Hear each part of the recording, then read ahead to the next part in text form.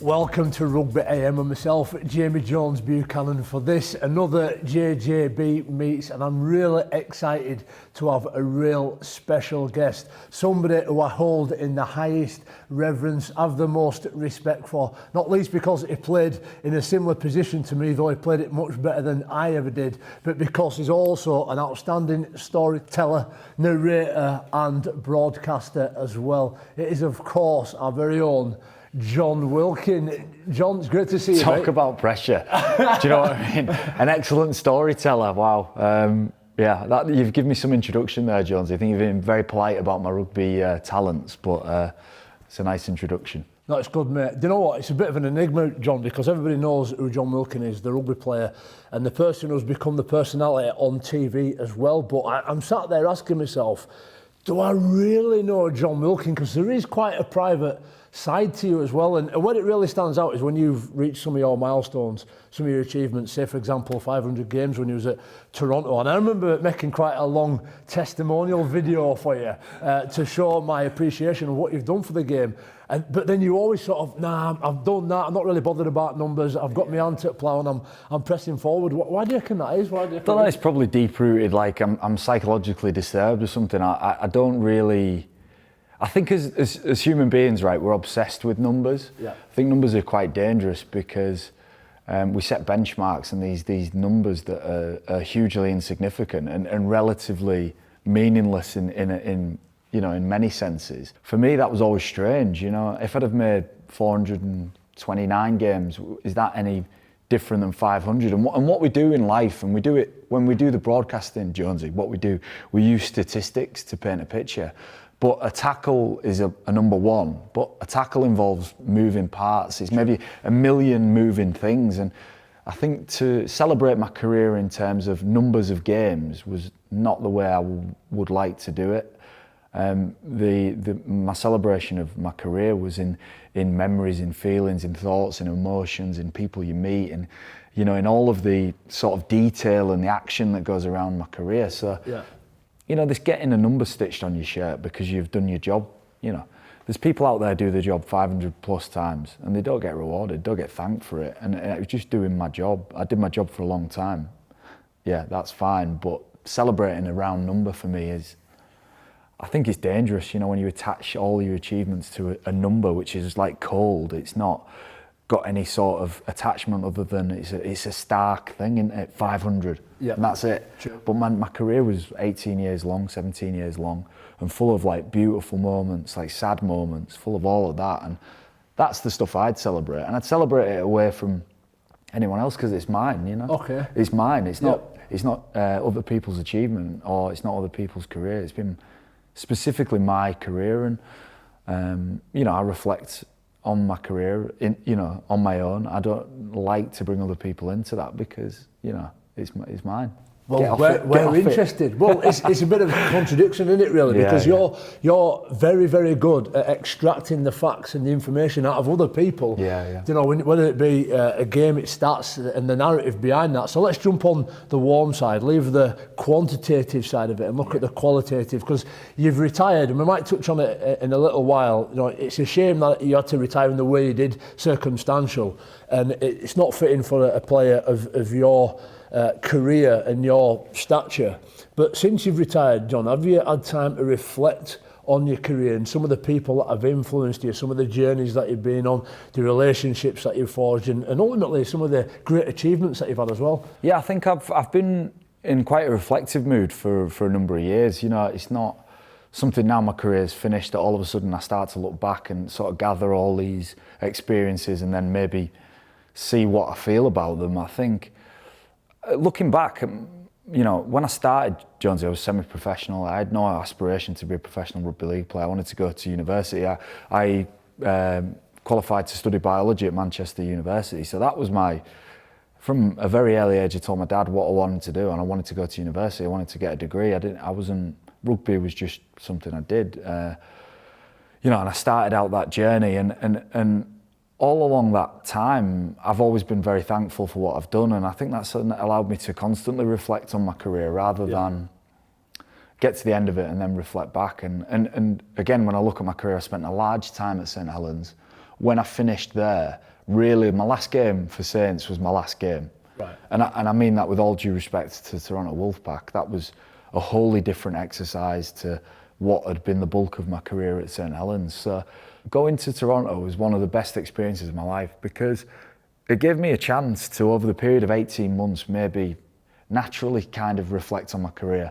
Yep. I was playing at Dewsbury away, at Batley away, and like these nostalgic grounds that where I like fell in love with the sport. I was back there, and it was humbling for a number of reasons. One, for your ego, because playing ankle deep in mud at Dewsbury is a leveler for anyone, and that sorts your ego right out straight away. So I was quite, comfortable in terms of where my ego was at after a career in sport. But like I said, finishing at St Helens, I had a period of 18 months where I reflected anyway, and I was reflecting on my time. And I think the important thing when you reflect is not just, I think, to look back and understand what you did, is to understand what you learned. Yep. And how you can apply that. And I think that's allowed me then, probably finishing at Saints, 18 months of just reflecting naturally anyway. And you speak about lockdown and how my career finished, which interestingly for me, I just found was like a godsend because, I've probably been putting off making that decision. I tried to retire the year before. Brian McDermott, in his very persuasive manner, came to my house and sort of encouraged me to play another season. But lockdown happened, the season had just started, and it gave me 3 months to just get my head around retirement. Right. Sometimes you don't get that, Yeah. And I didn't go out. Look, there's pros and cons of doing it either way. Look, you're Kevin Sinfield and you retire after winning the grand final. Do you actually think this is the time? Could I go again? Could I? I've just won the biggest trophy. I've been instrumental in that. Like, there's a downside to that as well. And I think, the downside to mine was that I didn't get to like have a swan song, fairy tale ending. But I also then had a beautiful period at home with my wife to just take time to make a decision that you sometimes have to make overnight. Yeah. An injury might make you retire, but I got 3 months just to stretch it out, filled my recycle bin full of empty bottles of wine, got to understand living at home, being a normal man, that normality of life, which is just something I've craved for a decade, and lockdown was great, and retiring through lockdown for me was great too, It's really special, actually. I think we've got a lot in common. I think I supped half of Spain's, 50% of Spain's GDP in Rioja, and I can normally take it or leave it if I'm honest with you, mate, but I was saying, so would you say that it was a blessing to have that time and really think about it? And was it a progressive decision? So, for example, when you're starting to think, I might have to retire here, does that leave some kind of, anxiety or panic? It's not like you don't know what you're going to do next, but did that panic or anxiety ease through time and become more in tune with jumping on that next chapter? Yeah, I think my wife would tell you more than I can, but she gets frustrated how I don't really get anxious about life. I think change is just an inherent part of life. Yeah. Nothing. The actual look at geology of science of it's chaos, isn't it? Yes, here we are. No, it's chaos. We live yeah. in chaos, and we're on this obsessive sort of route to find meaning and logic and structure in that. And for me, I think you've got to just accept that chaos is the norm and accept change in life. And a business mentor of mine, he was like, be an architect to change, change things. Yeah. And I think once I started to think like that, then change didn't really scare me. And, change, I think, is an opportunity. I don't think I was put on this planet to play rugby league. That's been core, that's been part of my belief system since I was 16. And I always found it really interesting when you speak to people who it was always their dream. And I can't understand that because it was never part of my psychology. When I was growing up, I had sort of big dreams. And I think now what the change in my career does, it gives me an opportunity to go do something else, apply some of the amazing stuff that I've learned into another industry or into my own business or into broadcasting. And I think that's as exciting as it is making me anxious, For sure, 100%. No, it's really interesting because we had RL Cares in here a week or so ago, and they talked about a study in NRL that looked at players who have other things and other interests and other aspirations outside of rugby league, and when you quantify their achievements, those players actually achieve a lot more. So I think it is, some people get really idolatrous about that journey, and when it's all about what my diet is and what the result's going to be at the end of the week.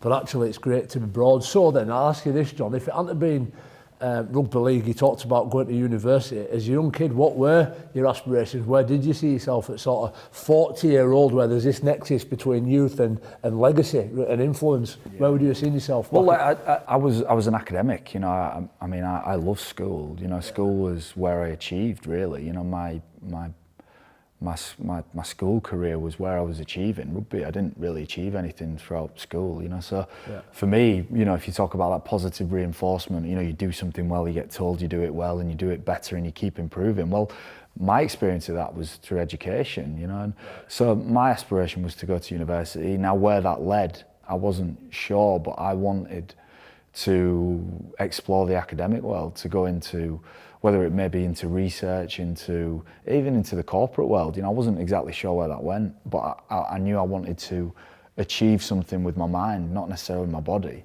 Yep. And you know, that was really my focus as a kid. And you know, you speak about this narrow, you said like you used the binocular, narrow focus, what people are encouraged to have. And I remember, I think I was on a camp as a junior with Malcolm Reilly, you know, famous loose forward, unbelievable coach, and he spoke about this narrow focus and the ability to have a narrow focus. And I sat in a room looking around and thinking, like, this is so far away from how I operate. Like, it's crazy. And I think it's only now I got into the back end of my 30s that I think I've developed this theory that narrow focus is really destructive. Right. So for like less than 0.1% of people in the world can survive in that, you know, mentality. And the guy who was used in this camp for me, and it sort of played out in the way it should, was Tiger Woods. You know, this man who had this narrow focus. He was unbelievably focused. Practice.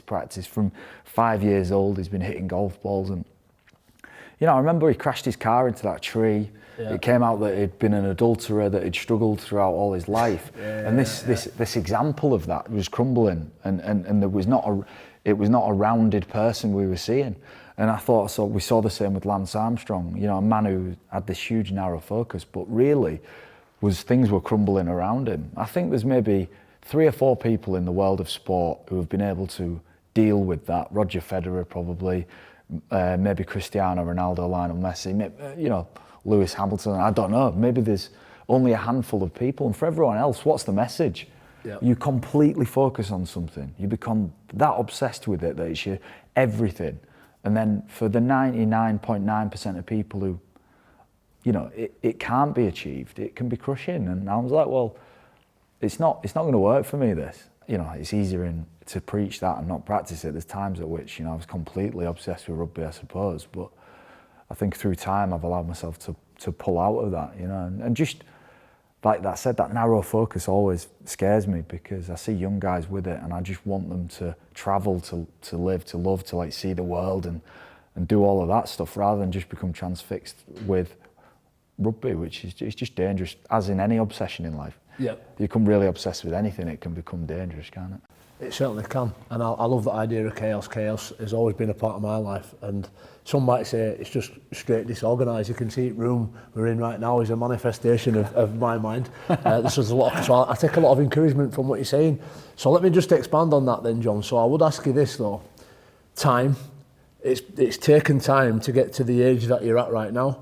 That time's been filled with really valuable experiences, which might be the gold actually.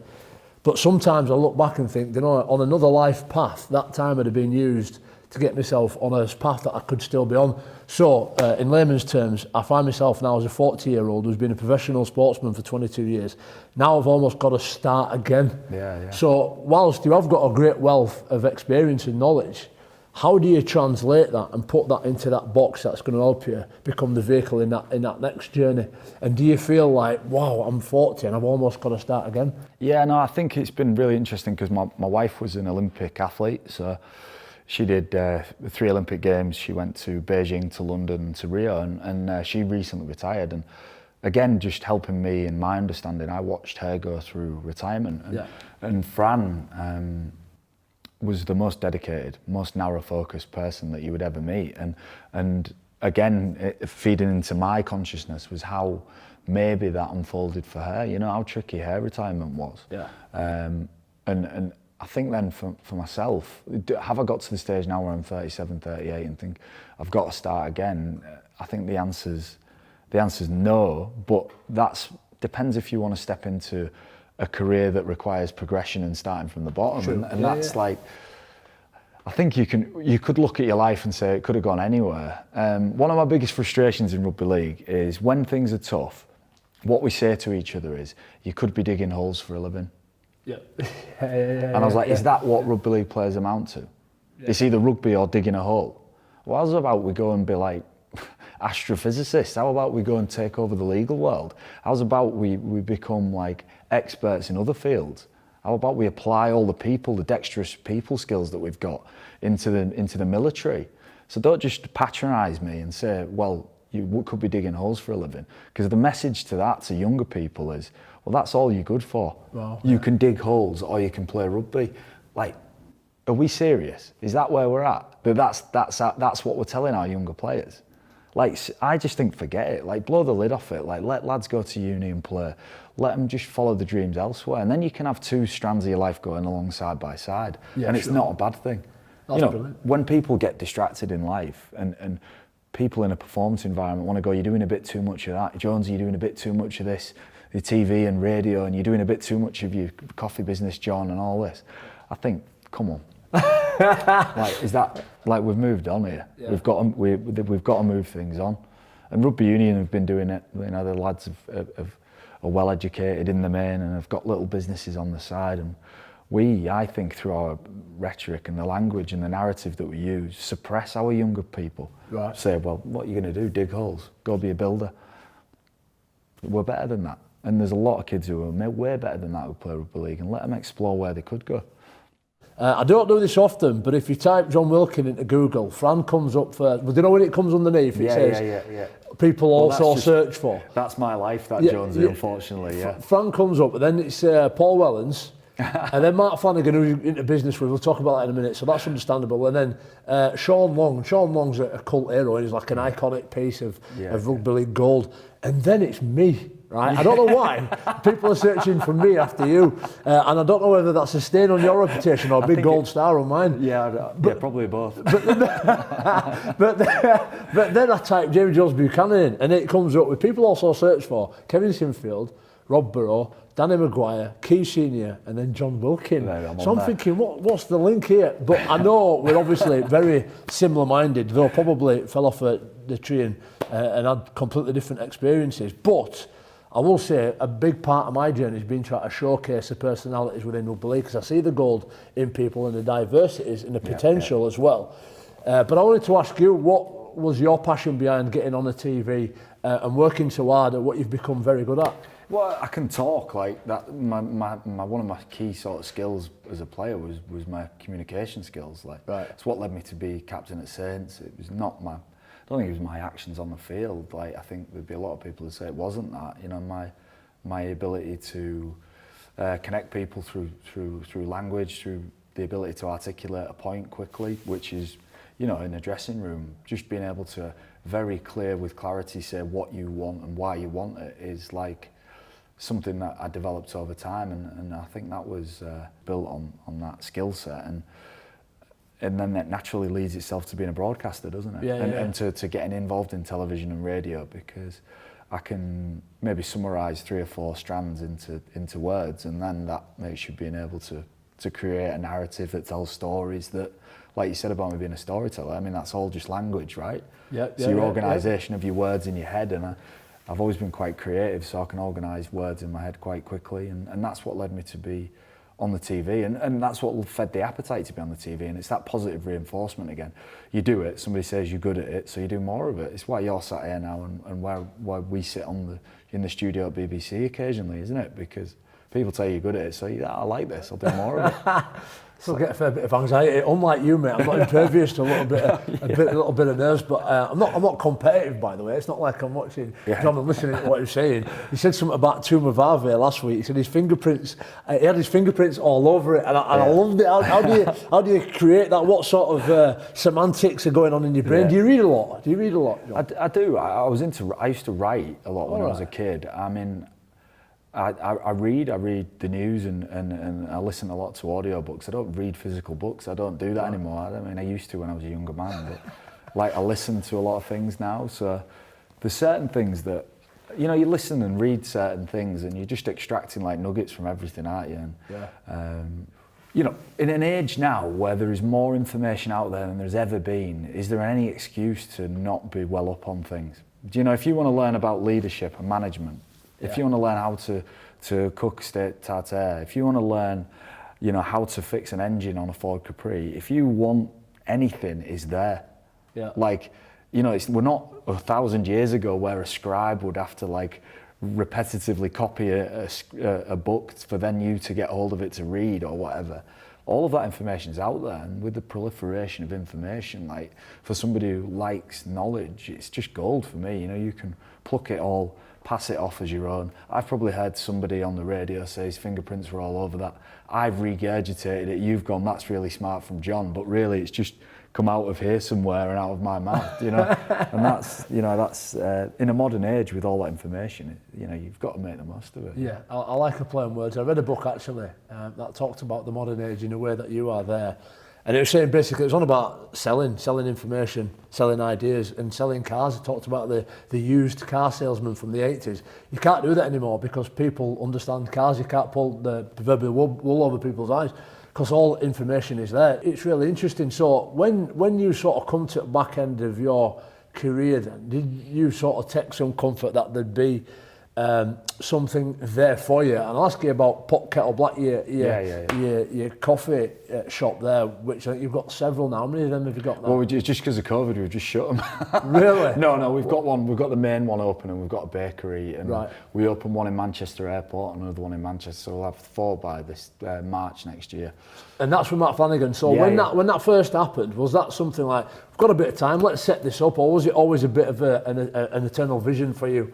Yeah, I think I went back in, if you go back in time before, in sort of 2008, I set up my business in Warrington that's still going now, and that's just does office deliveries and stuff. And food and drinks, my passion, Jones, you know, like if I talk about anything, if I obsess about anything, it was never rugby, it would be food and drink and restaurants, eating out and all of that, that's my personal life. You know, rugby was one part of me, and this, like growing up on a farm and picking fresh vegetables and cooking and having a grandmother living with us who was cooking and all, that was my life, you know, that was the real part of me. So in 2008 I set up a catering business with a good friend of mine who still does a fantastic job. And then over time, you know, I had aspirations to do a bit more. I wanted to do something in Manchester, and Mark Flanagan came back from Australia and went, we need to do something like this. And I was like, yeah, I'm keen. And we did it. And building that business it was always about being able to step out of rugby into that and it be a choice, you know. Yeah. That was always why I developed the business and why we developed the business. And the day after, you know, I thought of retired, you know, in essence, when Toronto said they're not going to fulfill the fixtures, you know, I was in a van delivering bread, you know. Yeah. So I'm out delivering bread to people, and like, I found that process quite cathartic, you know what I mean? Yes. And being able to step into something straight away where I've got a 50-hour week, I've got some accountabilities, I've got a list of actions, things I need to do. Yeah. I've got people who are dependent on me. That was all really comforting. Yeah. No, watching you drive up here in your big Defender, it certainly pulls away from the stereotype that you associate with top-end professional sports people like yourself, and it's encouraging for me to hear you talk about being in a van delivering bread and that being cathartic for you, you know, giving you a real sense of satisfaction. I do that with tidying rooms sometimes to have a chill out day, is going and making sure that the rooms. You need to get going back here, mate. You're not kidding. I've got loads to do, mate. I've got loads to do. I'm often quite encouraged to hear about what people think made them who they are. Without going too far back in time yet then, you said something there, and I wanted to ask you about COVID and how it's affected your business, because if you're in food and catering industry, I imagine it's been horrendous. So you wake up, we've got this 1 in a million COVID-19 problem that's hit the whole world, right? That's another example of chaos that you've already spoke about. Yeah. So you don't feel that much anxiety, but you must have a sense of, right, I've got a job to do here. I'm going to have to roll my sleeves up and get pretty industrious, which is what your defender tells me. I'm an industrious guy. I'm going to drive over some things. So what is it that sort of gives you that exhilaration to throw your shoulders back and say, right, let's have this? Well, I think it's competition deep down. Right. You know, if you dig back to the start of any career, it's got to be a spirit of competition. Like, you've got to be competitive. Yeah. Like, and I think that's informed a lot of my decisions. Like I said, there's certain people who lead from the front their whole lives, and I've never been one of those guys, as in, you know, I was never the best kid at age group. I was never like the best recruit that St Helens got. I was never the best player in any squad I've played in. I've always been in this zone where you're hungry to, you know, to compete, and that's just probably because I'm just really mediocre at a lot of things.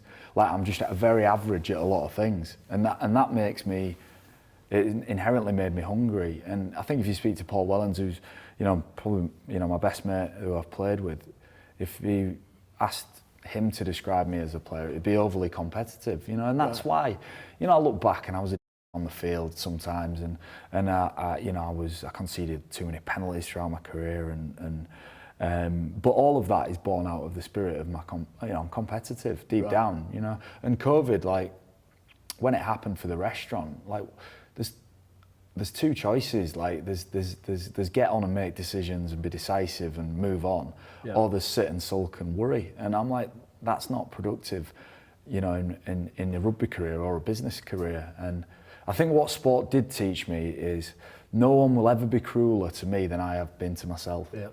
Because I've had stinkers on the biggest games, and there's nothing anybody could have said to me that's worse than what I said to myself after those games, you know. When I've done well, I understand it. When I've not done well, I've always tried to understand it. And I know you doing the Rudyard Kipling If poem that leads to death, you know, Brian Mack done it to death, you know, he's still rolling it out now. But yeah, it's trust yourselves when all men doubt you, isn't it? And the line in it about, you know, basically not placing too much emphasis on winning and losing. You know, they're both imposters, aren't they? So the extremes of, you're never as good or as bad as people say you are. And I think dealing in a career of extremes, it's allowed me then to come out and make really practical decisions about the business. So I've learned a lot from negativity and praise, and where I sit, you know, where my mind sits when it comes to all of that. Mate, it sounds like you've been a fly on my wall, honestly. The stuff you're saying is the stuff I'm thinking about on a daily basis. You know, when you describe yourself as being average, you're far from average, mate. Let me tell you that. But when I do some of my after dinner stuff and I talk about my superpower being distinctly average for very long periods of time, that was what I was really good at. Just that middle of the road guy that keeps working really hard. Rudyard Kipling, absolutely treat those two imposters just the same. Every experience is a learning experience. I think a couple of things that you've thrown up there that I wanted to ask you about is the feedback. We'll start there. It's really important because I actually really miss it. And I'm actually going to people now in the role that I'm in the last 12 months and saying, can you tell me something? Because even if it's bad, I want to know. Because on a Monday morning, when you go in there after a weekend, you're accountable for what you've done that weekend and that week. And if whether it's good or whether it's bad, it drives your decisions for that next week, and it all revolves around competition. So where are you going to get that feedback now? Where's that source of feedback going to come, and the judgment? In here. In there, in your own mind. Like I said, like, I'm the harshest critic of myself, you know, but I'm also like my biggest fan as well. Do you know what I'm saying? Like, I'm constantly giving feedback to myself. I think if one thing that I could encourage younger sort of players or younger people in life is to have this self-sufficiency. You know, I know you're saying that you need feedback now, and that's conditioning, just conditioning. I think we can become sort of self-reliant on that, you know, feedback, rather than seeking it from external stuff. Although we get it, and naturally you get feedback, and naturally it affects you emotionally. I think the more attuned we all can get with that internal feedback structure, I think, is better. And you know, we see a rise in depression and in anxiety in young people, and you know, I hear that a lot, that there's never been a more anxious and depressed group of younger people in this country. And for me, it is positively correlated to the amount of external feedback they're getting and a real inability to deal with it. You know, this facade of perfection, putting facades of perfection out there for players, for kids, for everyone is dangerous, because I think subconsciously the psychology of that, here's me looking perfect in a beautiful beach, somewhere brilliant, doing something great. When realistically, you know that your life's full of chaos and crap as well. Yeah. You know, it's disingenuous. Sure. So I think we just got to be careful what our digital life is opposed to our real life. And I think also encourage younger people and people in general, older people, everyone, to have like an internal feedback process that works for them rather than rely on it from somewhere else. I'm learning. I am. I'm learning a lot, and I'm starting to see. And I'll tell you why, John. I think the mechanism of external feedback is sometimes a buffer, because I'm constantly beating myself over the head, looking at things and saying, well, that's just nowhere near good enough. But if somebody says, well, actually, it was for X, Y, Z, then that in some way stop that rot. And I feel like I'm constantly disappointed with my output. And it's probably not that bad if I looked at it objectively. And I suppose there needs to be a bit of a mechanism, a leveler for my own self, really. So let me quickly move on to time again. And this is the second thing that really bothers me, I wanted to ask you about. So Elon Musk, he launches spaceships into space, he builds Teslas, and he's sort of bridging this gap between the analog engineering, building things, and the information technology, bringing that together. And one thing he spoke about was the fact that our phones, and I'm not on social media, by the way, for exactly the same reasons you're talking about, but our phones are like artificial intelligence. So they connect us to our world. The problem is the uplink, how quick we can type in a response or read a response. And he was talking about a device in another company he's got called Neuralink that will be able to sit inside your skull, a bit like an Apple Watch, and it'll have little nodes go inside your brain and almost be an instant upload link. So it takes me back to the days when Matrix came out, and if you needed to learn how to drive an helicopter, fly an helicopter, you could just go boom, boom, boom, download it, boom, I know how to fly an helicopter. So then I come back to what you were saying there about there's no information out there that you can't learn. The problem is learning that information takes time, and then becoming an expert at that information takes time. I wish I could be a really good 10 out of 10 accountant, right, for example, because it's one of my weaknesses. Numbers and black and whites, I'm not very good. But I haven't got the time, nor have I got the enthusiasm when I'm doing it to be able to do it. So how do you delegate jobs, let's say, that you're just never going to be able to do, not necessarily because you can't or you're not interested, but just because you haven't got time to do what you do, run a coffee shop and not broadcast and do the rest of it? Oh God, I'm bad at that, like delegating stuff. You know, I'm talking about myself as like, you know, we talked a lot about me, myself as an entity. Like I'm talking about what I do and how I think.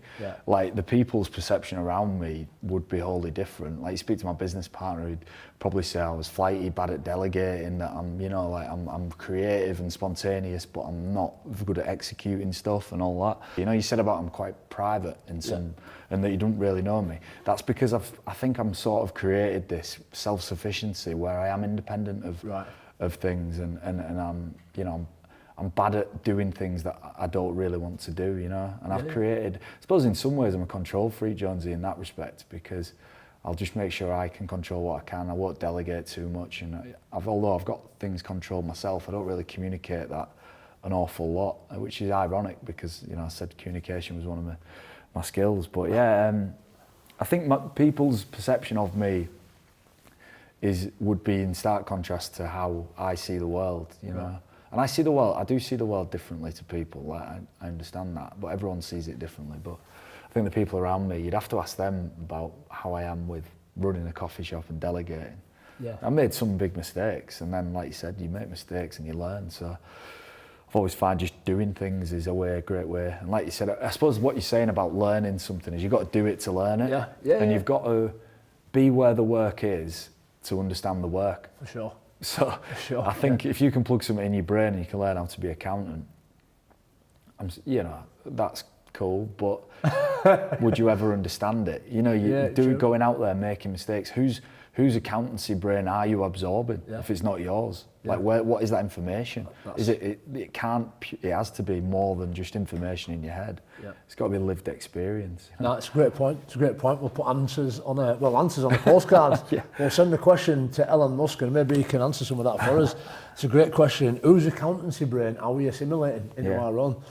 Fascinating. Mate, I want to just move back, and maybe this will lead us on to how you actually started playing rugby and where you grew up. And it's not going to be, I didn't want it to be all about rugby league. I want it to be about you as a person.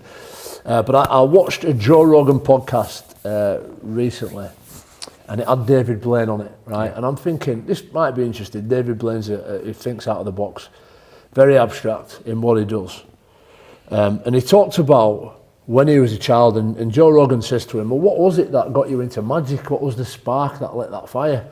And he said when he was about 3 years old, his mum left him with a childminder. I'm paraphrasing here, I might be slightly wrong, but I think somebody taught him a magic trick, and when his mum came back to pick him up, he showed his mum this trick, and she was blown away, and her reaction was that big that it always stuck with him.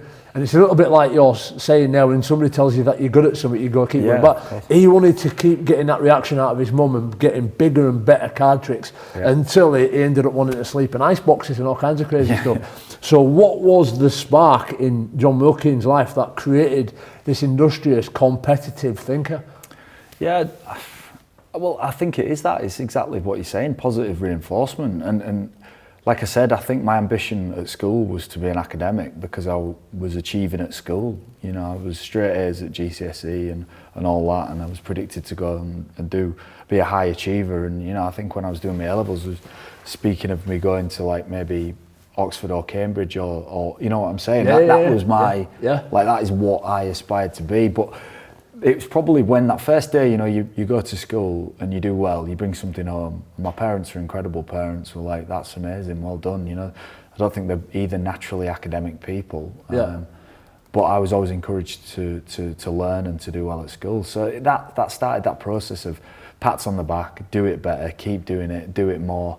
And that fed into rugby as well, you know. I never I don't know any 6-year-old in the country who knocks on the dad's door in a bedroom in the morning and says, Dad, I want to play rugby. I don't, do they? Yeah, no. Because I don't know if Hull's different to Leeds, but I didn't have a driving licence when I was 6. You know, and at Leeds might be different. You might all be driving cars when you're 6. But like, 1 or 2. My dad had to take me, you know, and my dad took me because it was social for him. He knew all the fellas, and it's all a bit like few pints on a Tuesday after training, and the kids all go, and it's like a crash. But that was all started by my parents. And what club was that? What was the junior club? What town did you go up in? East Hull, but we changed. We were like linked to factories in Hull, so we were British Gas for a period of time. We were Fenners, and then we were East Hull. It sort of moved over time, and it was like a tough love academy, really. You know, it was pretty brutal, the junior club I played for. And again, like, I played out my age group as well, so feeding into that, never being the best in my team. You know, the only time I played against guys my own age was when I was 16. I think that, you know, if you look back at the DNA of how I've been and what developed me as a person, it's that never really, it's always just being behind and needing to be hungry and wanting to compete. And I've always felt like that. I came from a working class family, so I always wanted to get out and, you know, infiltrate, like, you know, society in a different way, you know.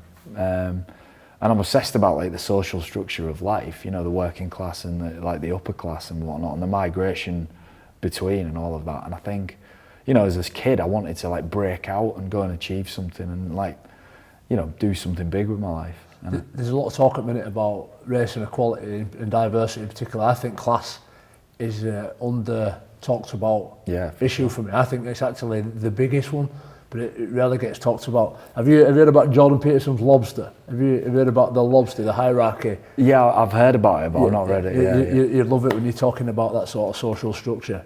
What team did you support when you were a kid? Hull KR fan? Yeah, I was a ball. My dad supported Hull KR like you know, throughout his adult life. And then the junior team I was playing for, we were ball boys for Hull KR, and I was a ball boy at Hull KR from 10 till, you know, probably 15, 16 when I signed there. You know, I'd been a ball boy and then was playing, you know, probably, you know, not long after I'd been a ball boy. So I did my work experience at school. You know, despite lofty aspirations of like a career in law or whatever, I wanted to go and clean Stanley Jeans boots. You know, that's because it was like just a little thing, probably to make my parents happy, probably to make my dad proud. You know, that's a big part of like my development. Again, maybe actually skip past that really. A lot of what I've done in my life is to make my parents proud, you know. Right, to, yeah. You know, I want to go home. Everybody wants to go home and tell the family they're doing something cool, you know. Yeah. And I think that was probably part of it. But yeah, Hull KR was my team. Grew up supporting Hull KR, and then really my dream was to play for him. I ended up playing for him, which was pretty mad. How did you feel when you signed for him that time? Yeah, well, I had the choice to Leeds, Wigan, or Hull FC or Hull KR. And all of the other teams wanted me to go and sweep the stands and you know, do a YTS type thing. Yeah, sports and exercise, you know, BTEC something, which, you know, I just didn't see any value in. I wanted to do my A-levels and go to university. So Hull KR were the only people who listened to that, and they were like, yeah, well, we're part-time, we train on a night, you can do your A-levels and we'll see what happens when you go to university. So I signed for them with no intention of really taking it any further, I'd say. But yeah, it was funny at 60. I think I'm still the youngest person to play for the club. And I just wasn't ready to play. I wasn't a man, I was just a boy, you know. Yeah. Really wasn't ready to play. And back then it was quite archaic, sort of like, do you take your spare boots or do you put 6 Budweiser in your bag? You know what I mean? So the bus trips back for Hull KR. Boot bag. Yeah, so we'd be coming back from Whitehaven, and there was a guy called Paul Fletcher who played, and he'd just put 24 Budweisers away on the back of the bus on the way home. And I'll be honest, Jonesy, that's when I fell in love with rugby. Brilliant. That moment. Because of the people. Yeah, and the social side of things, it was like, because I was quite like a lofty sort of thinker, and it was like really grounding, like really normal, gritty people who worked hard, but then partied hard. And when I was young, I partied hard, you know what I mean? When I was from 16 to 26, you know, I partied pretty hard. And that was all part of my, like, I suppose the embryonic part of my career at Hull KR, where it was the Budweiser or boots, you know. Yeah. There's only men in Hull drink Budweiser now. No one else drinks Budweiser. It's just men in Hull. You go to a pub in Hull, they're all drinking Budweiser. I don't know why. There's the title of a book there, mate. Budweiser or boots. Yeah, that's the title of your book, mate. Yeah. Oh, mate. So how did the, obviously, move to St Helens come about? Oh, it's missing Saints. We'll talk about it in a second. Saints are a great club, a lot of history, massive at the time. But was that sort of the natural progression for you, expanding and getting older and a much better player? Yeah, well, I'd applied to go to Manchester Uni, so I applied to biology. So I'd pretty much told Hull KR, you know, I was done. You know, I'm going to uni. And at the time, then what do we get? You know, I got 35 quid a week or something off Hull KR, and you know, a bit of match money. Used to get it in a little envelope when the dogs were on, because they only had cash in the tills when the dogs were on. It's fine. HMRC don't look back that far. Pretty sure. Yeah. So that was all it was really. It was just a hobby. And I remember I was on my landing at home, like my mum and dad's house. We lived on a farmer by background. So we lived on the farm at my mum and dad's, and got a call, and it was like, you know, I knew who Ian Millward was. You know, Saints had just won they were just getting ready to play in the grand final in 2002. Yeah. And just a guy, just really like abrupt, like terse, like Australian guy on the end of the phone, like, yeah, I want to play for St Helens, you know. And I was like, who's the, you know, like, this is not how it's done, surely. Anyway, so I basically I thought it was my mate called Jamie Boville, who played for Hull KR at the time. Yeah. So I was convinced it was him who'd called me, or there's another guy called Dean Andrews who played at Hull KR at the time. I was convinced it was one of these two fellas. And so I basically, in no uncertain terms, told him to sling it. I was like, yeah, whatever. And then it sort of dawned on me that it actually was Ian Millward. Right. And so I think as they did back then, they faxed the contract through to somebody, and I signed it, and that was it, you know. Yeah, and if that hadn't come, you would have been willing to give up rugby league and just go down that academic route? Yeah, I was excited about. I grew up in a village where there's like 15 houses, Jonesy, and you know, as a kid, my childhood was relatively lonely. Like, you know, I think the highlight of my week was getting stuck up a tree and having to ring my dad, or, you know, shout for my dad, and he'd come and get me out with a forklift or something. You know, that's my kind of, you know, I'd walk around just kicking sticks and climbing things and that. So like moving to Manchester or to St Helens was just like, at 17, I was like, wow, this is like incredible. It was like independence as well. Like, moved into my own house in St Helens, and just learned really harshly, no help. Like, You know, just you're moving in, right? Moved into a terraced house in St Helens, and you know, commuting to uni, looking at lecture slides on a night, and then training in the day when I could. And that was my first big decision in life, actually. Right. I got to this point where rugby had become something. It wasn't something. And then when I started uni, rugby was something, and I had a big decision there. When I look back, and I've said this a million times on rugby, at all the teams that I've played, and it doesn't matter whether it be Melbourne Storm, Manly Seagulls, Canterbury Bulldogs, or even South Sydney Rabbit Holes, played them all in World Club Challenges, plus some really good Bradford and Wigan teams. But the best team I ever played against, without a doubt, is that Saints in your prime, when you come through to sort of 05, 6, 7. It was just horrendous to go to Knowsley Road and try and get a win. And it's interesting, we'll talk about it in a second. We're going to do a full feature. I think John's going to give us his 1 to 13, if that's all right. The best team we've ever played with. At that time, you've got some iconic players like Sean Long. I imagine Chris Joynt has still been there.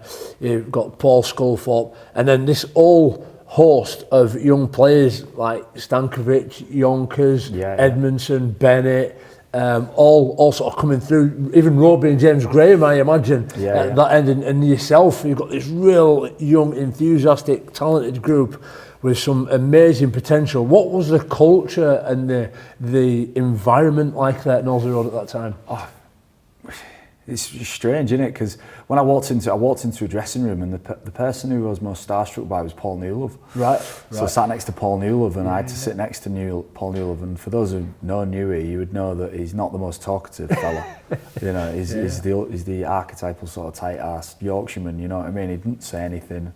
And I remember being sat there, and we talk about culture, and he didn't say anything. He sat, and he hadn't played the week before, and he asked the lads what score the game was, because he didn't even know if Saints had won the week before. So anyway, I remember him and Chris Joynt looking at each other and going, right, we get the overalls on, it's time to work, and that. And then they just switched into professional rugby mode. Brilliant. But it was a weird time.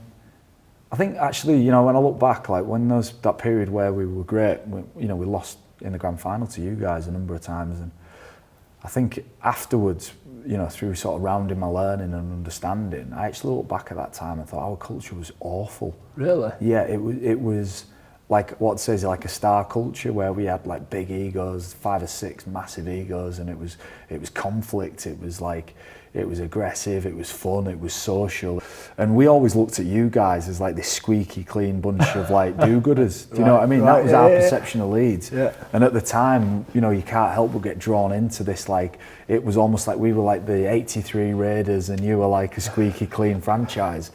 And looking back on that, it was quite a reckless time. The culture wasn't built on an awful lot other than star people. Do you know, like star names? We had a lot of star names, and I think as a result, like, we didn't really have a culture as such. I just think we had the best team for like 4 or 5 years. Do you know what I mean? On paper, we had the best team, but our stubbornness and our willingness not to flex was a real issue around that time, because we believed what we were doing was right, and that became an issue for a couple of reasons. One is Daniel Anderson came in and tried to change a load of things. Yeah. And the kickback he got, if I could put you in the room, you know, when he was trying to get us to do things, the kickback from the players was incredible. Really? Incredible. Like, he brought in this concept of, he called them red sets. So instead of us moving the ball around, he wanted us to focus on getting round the ruck quickly and get James Roby and Kieran Cunningham moving and all that.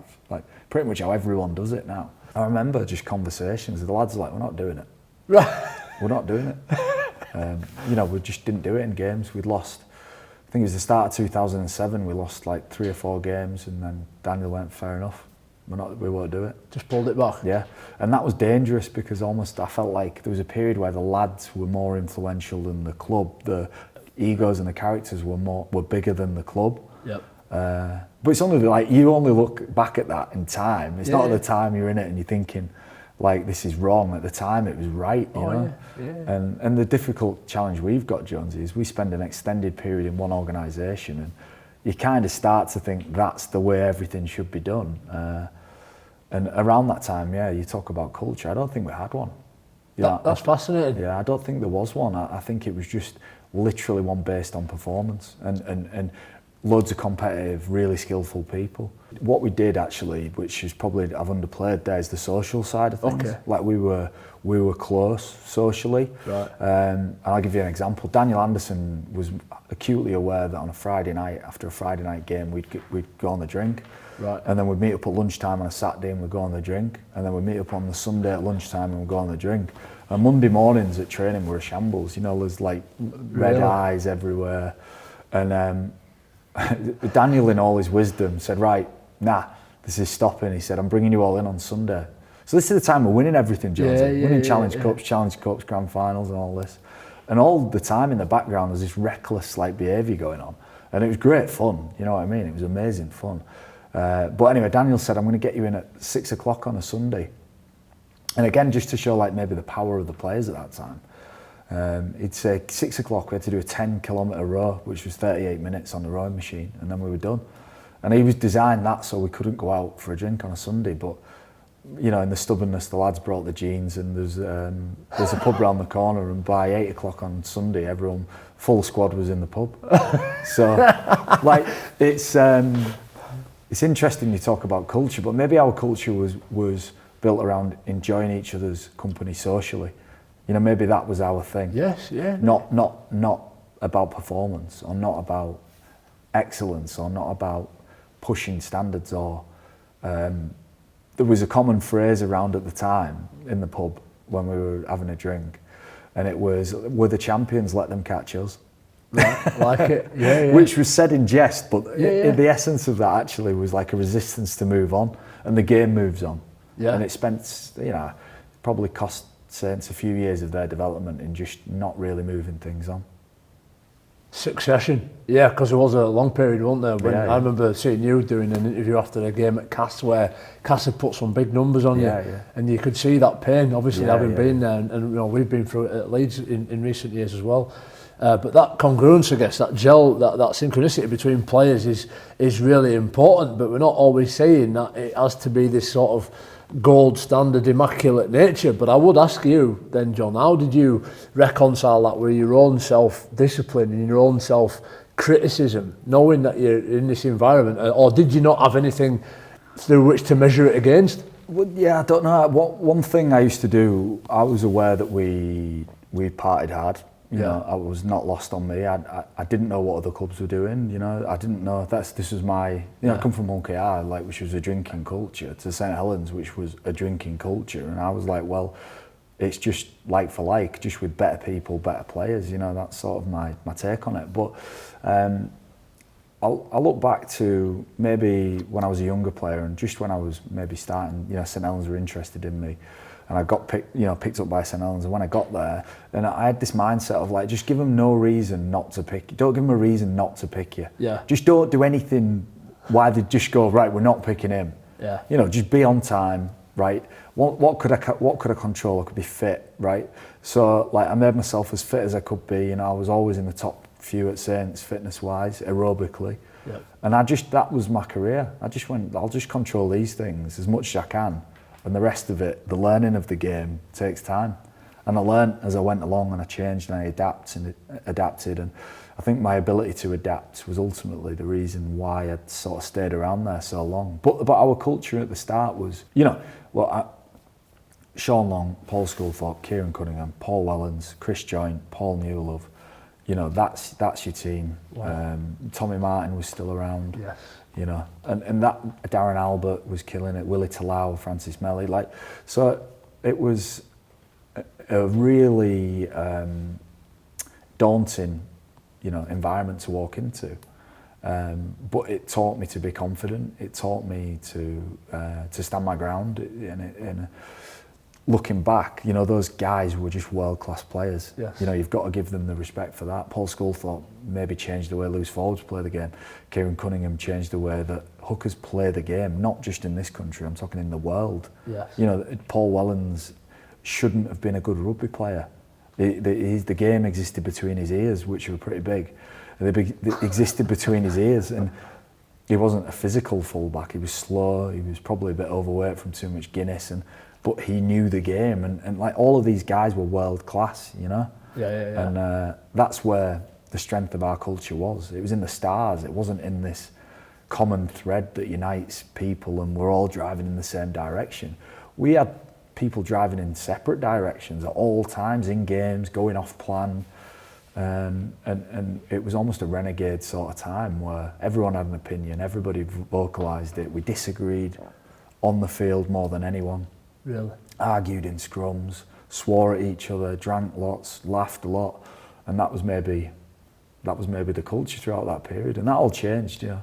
It's turning the rule book upside down. Was there trust though? When you disagreed, was there trust in one another and confidence and belief? Yeah, because before, when we first got there, I think when I first got to Saints had a reputation of being the entertainers. So like a bit, they were flighty, but they'd score 30 points and they'd get beat 32-20 or something, whatever. Yeah, you know what I'm saying? You could always beat them. And Ian Millward was, I'd say, like a really creative coach, but I'd say attack focused. And what kept it all together was Daniel Anderson came in and he gave us defensive discipline and trust. Right. So we trusted our defensive discipline for a period, but that was what held it all together. Daniel Anderson really coming in and organising us as much as he could, and then allowing the guys who were creative and wanted to just fly off in different directions, allowing them to do that. Yeah. But we never had game plans. We never prepped for games. Really? No. Did you watch much video? Yeah, we watched video, but we watched video, it was mostly ourselves, looking back. We watched a lot of that. I like that, concentrating on yourselves. And you went on a journey as well, I think it's important to touch on, about the whole game, and you went through a process of setting up League 13. Yeah. Like a players' association that could sort of overarch and oversee and be that voice for the game, for the players that the NRL have done really well. Yeah. How did that come about? And just looking at it back now, and correct me if I'm wrong, it's a bit of a Van Gogh moment in timing. But I use that analogy because I think Van Gogh at the time when he painted, he only sold one painting in his lifetime. So he died thinking, I'm a steady painter here, just putting stuff on walls. But then time told him that he was a genius. And actually, I'm thinking if it was here now, there'd be everybody swarming around it. So what is your thoughts reflecting on that? Yeah, well, the reason I set it up was, it goes back to the 2006 tour. We were the night before a test match and we were given a new contract or new match terms that were considerably less than the terms we'd signed, and told pretty much to sign it. And as a younger player, I was told to sign it because if I didn't, somebody else could play. Right. And I was like, hang on a minute, I don't know much about HR, but I'm pretty sure that's wrong. So I just thought, if I'm getting, and I was always quite intelligent, I understood that was wrong. I just thought, I looked around me and thought there's a lot of lads here who wouldn't even be aware that that's an abuse of power and leverage that shouldn't be used against us. I'm not a complete, socialist. I'm not like all for the workers. I believe in capitalism, but I also believe in looking after people. Sure. I'm probably Buddhist in that, just be good to people, and if you make money, that's great. But I felt like at times rugby league lads were just a commodity that we used, and that's the same now as it ever was. And I've got a business and I use people to do a job of work. I just felt like there's a right way to do it and a wrong way to do it. And there's two things. That was one reason, because I got my knickers in a twist about that. And the second one was, I came back and started doing some research, and I saw the GMB who represented the players, and I think they do great things. And my position's probably changed wholly since back then. They were advertising corporate box space at rugby league clubs to attract industrial workers from the northern towns to sign up to the GMB. And I was like, hang on, this organisation that's meant to be representing us is using us to attract bigger members, and that's where the money is. And I was like, there needs to be a reinvestment from them to us to get us, in a good position. And I went through a process of trying to work with them, and that didn't work out, and that's why I set up League 13. Right. But I remember being stood in a room, and I think Danny Brough stood up and said something, I can't remember, I think it was Danny Brough, and it was sort of like just a rant of like, what are you going to do for us, and and I'd been 3 or 4 years into it at that stage, and I was like, I think that's me. Right. Yeah. I think I'm done, Mate, it's fascinating, and I reckon that might have to be the end of part one. I reckon there might be another one in me one day, because I could carry on going all day, John, and I really appreciate you coming over. You're going to give us your 1 to 13, so stick around to check that out, or go find that, because it's going to be fascinating. And also the 5 toughest players, because you have, like you said, played with some world-class people. But I'll just end it by saying thanks very much for coming over. Cheers, it's Jonesy. always a privilege, and now that I'm retired and got slightly different timings, and I'm a better person because I've learned from Jon Wilkin today, and I'm going to apply that. And listen, I promise to help out wherever I can, take the game forward for the same cause as what you have done. I think we're very like-minded. So thank you very much, mate, and cheers, Jonesy. all the best for the future. My pleasure.